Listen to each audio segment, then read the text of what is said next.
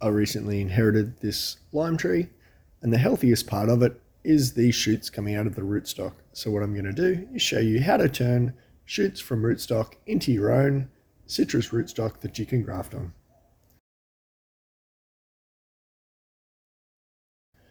Now to do this, all I'm going to need is my trusty little drill, a couple of plastic cups, some potting mix, and obviously I've got my rootstock cuttings or my rootstock shoots that I will use as cuttings.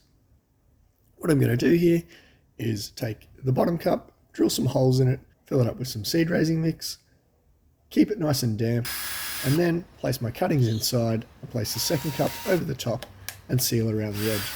By doing this, I'm creating a greenhouse, and the purpose of a greenhouse is to control as much of the environment as possible to ensure your plants survive. So in this case, we're controlling water availability, humidity, and based on the placement of this little greenhouse, we're also controlling temperature.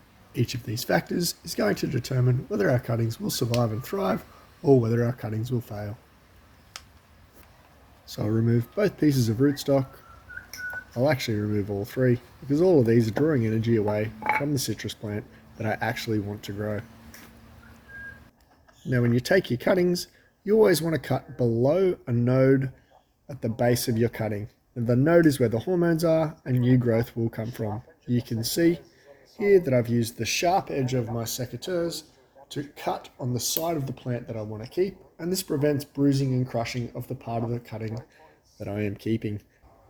The optimum length for a semi-hardwood cutting is approximately 75 millimeters to 150 millimeters long, which is about 4 to 6 inches if you're looking for a general guide on how long your semi-hardwood cuttings would be.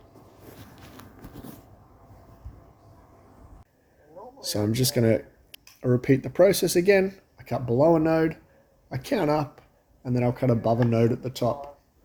So I'll just remove extra growth, including the thorns and leaves from up the side of the cutting. I'll leave some leaves on top because these leaves on top will photosynthesize, produce sugars, and send those down to the base of my cutting to start producing roots.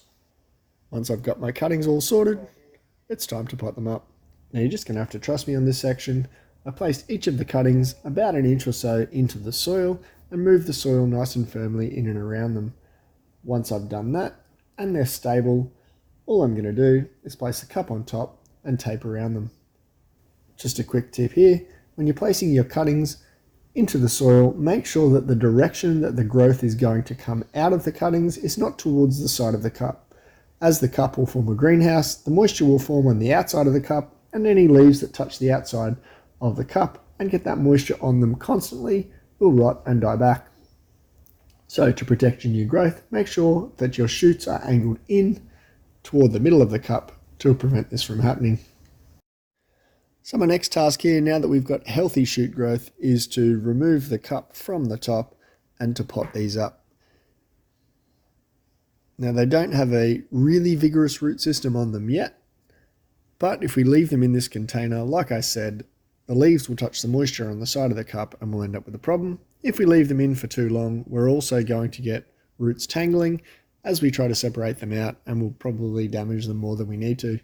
So what I'm going to do is I've got 4 pots set up here, got potting mix in each, and I've dibbled a small hole in each. I want to ensure when I place the cuttings in, the entire root ball remains underground. You want to gently push the soil back in around the roots so that those root hairs are still taking up moisture.